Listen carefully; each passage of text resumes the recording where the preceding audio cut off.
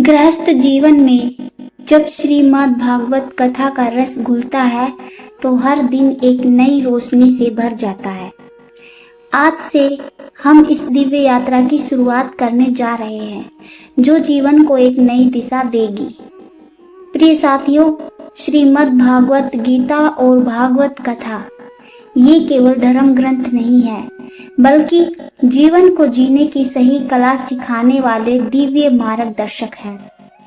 हम सब जीवन में सुख, शांति, समाधान, प्रेम और मोक्ष की तलाश में हैं।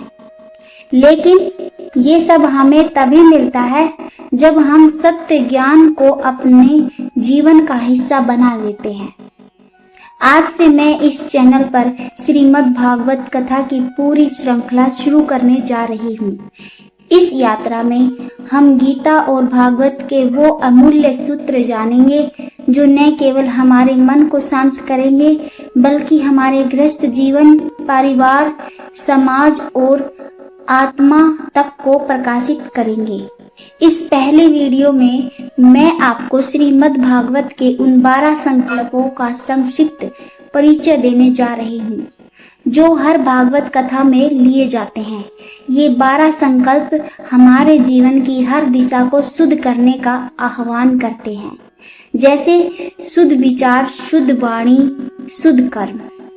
आगे की वीडियो में हम हर अध्याय, हर प्रसंग को विस्तार से समझेंगे, जिसमें भगवान श्री कृष्ण की लीलाएं होंगी, जीवन के गहरे प्रश्नों के उत्तर मिलेंगे और गृहस्थ जीवन में शांति बनाए रखने के गूढ़ रहस्य खुलेंगे।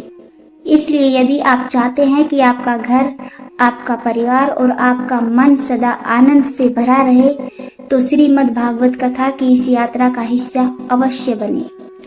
नारद जी की प्रेरणा से वेद व्यास जी ने श्रीमद् भागवत ग्रंथ लिखा है। श्रीमद् भागवत में 335 अध्याय हैं। यह व्यास जी द्वारा 18 पुराणों में से रचित बहुत श्रेष्ठ पुराण है। श्रीमद् भागवत कथा में 18,000 श्लोक, 335 अध्याय व 12 स्कंद हैं। अन्य पुराणों के समान श्रीमद् भागवत ऋषि वेद व्यास द्वारा लिखे गए हैं।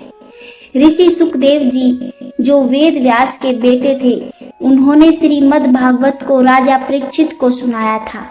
राजा परीक्षित वो जिनको ऋषि श्रृंगी द्वारा 7 दिनों में तक्षक सांप द्वारा मारे जाने के लिए शाप दिया गया था।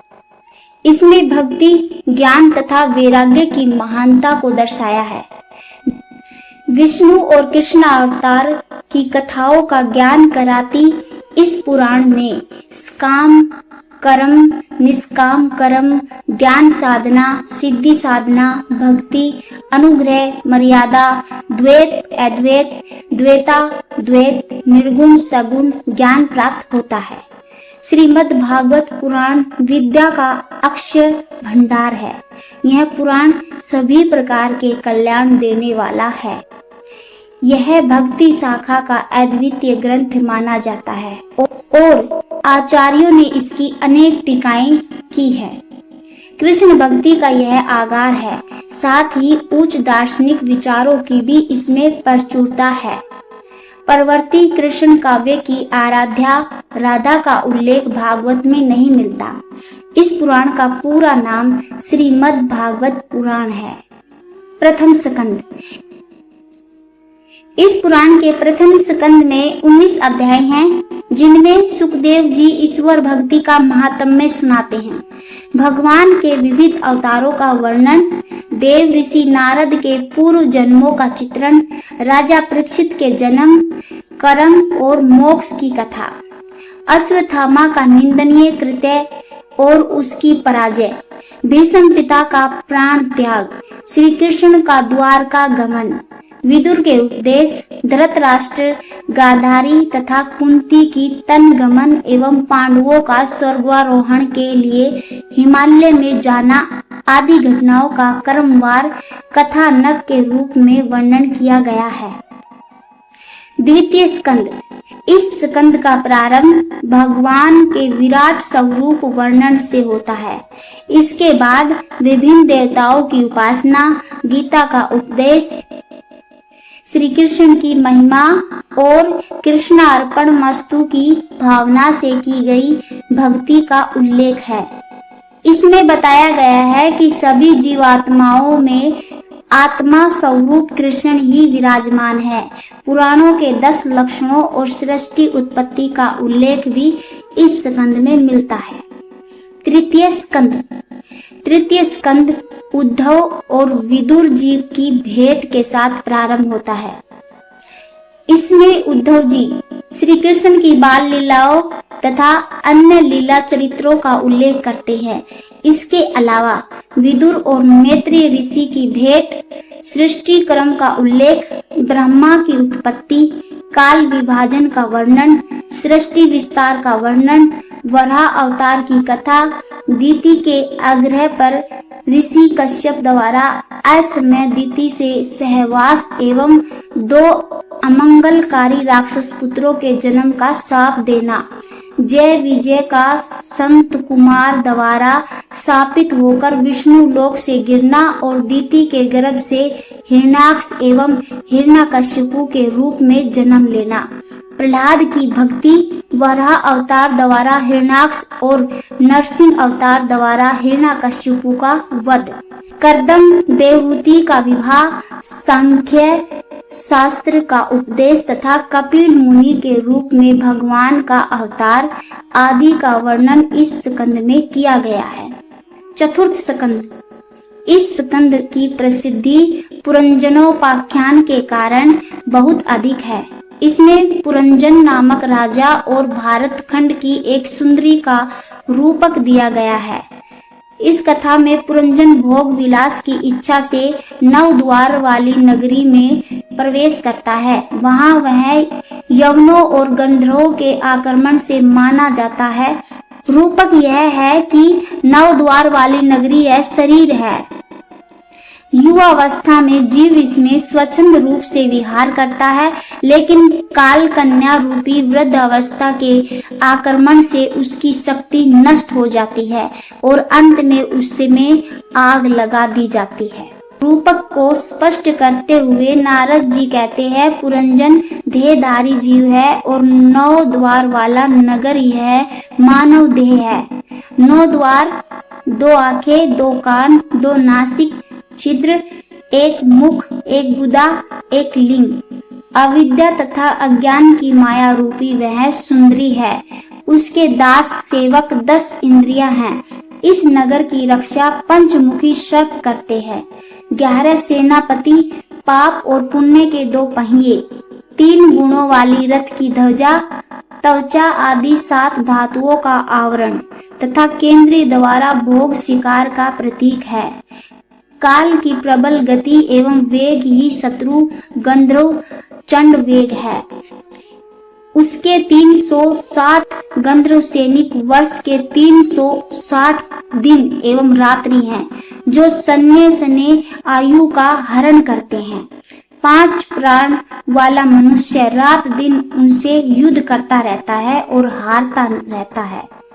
काल भयग्रस्त जीव को जवर अथवा व्याधि से नष्ट कर देता है।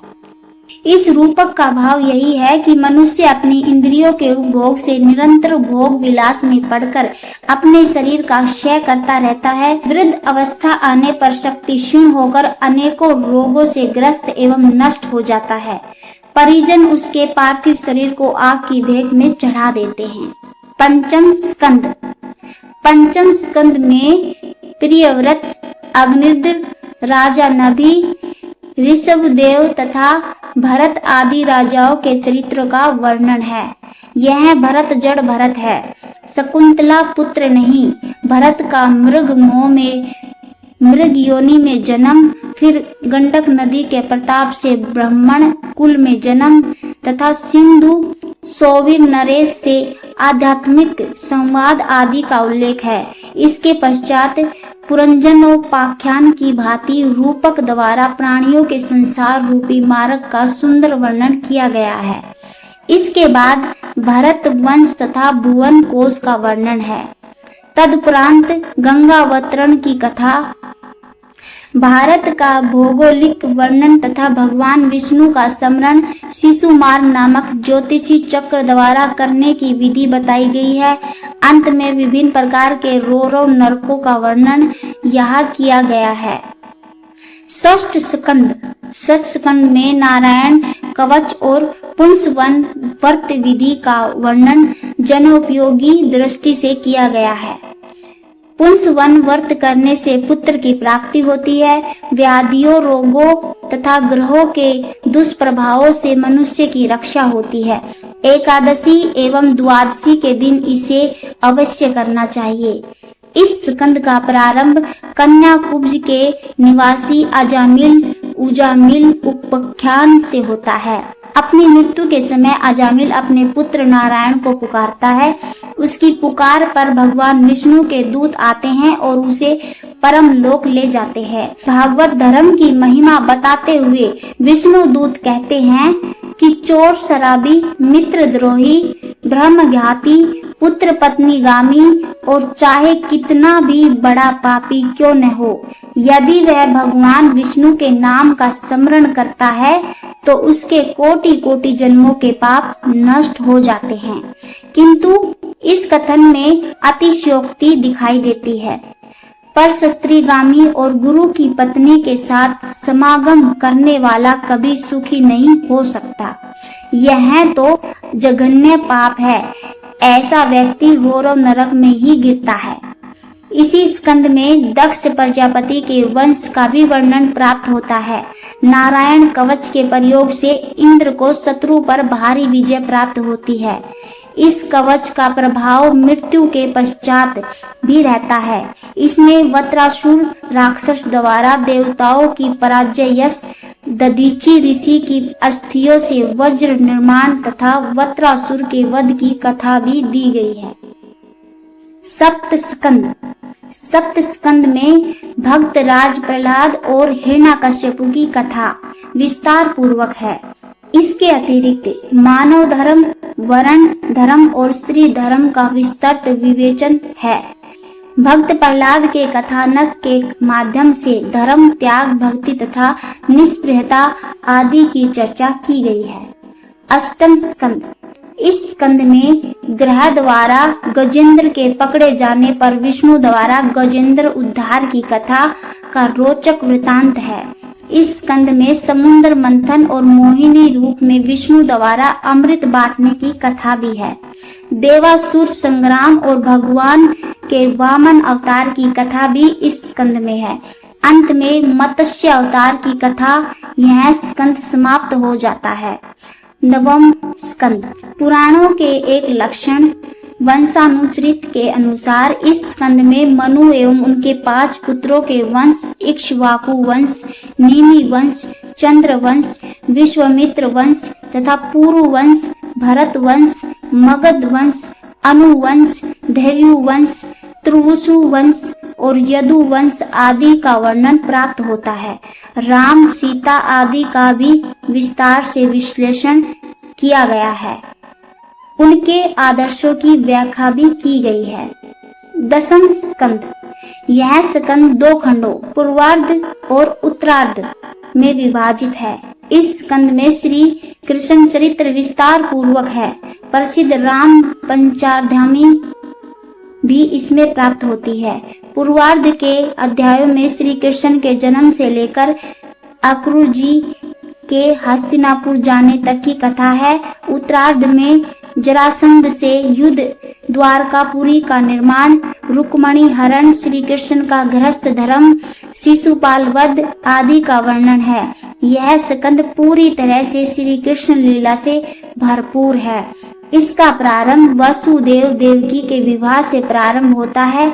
भविष्यवाणी, कंस द्वारा देवकी के बालकों की हत्या, कृष्ण का जन्म, कृष्ण की बाल लीलाएं, गोपालन, कंस वध, अक्रूर जी की हस्तिनापुर यात्रा, राजसंध से युद्ध, द्वारका पलायन, द्वारका नगरी का निर्माण, रुक्मणी से विवाह, प्रद्युम्न का जन्म, संबासुर वध, संयमतक मणि की कथा, जाम्बवती और सत्यभामा से कृष्ण का विवाह, उषा अनिरुद्ध का प्रेम प्रसंग, वाणासुर के साथ युद्ध तथा राजा नृग की कथा आदि के प्रसंग आते हैं।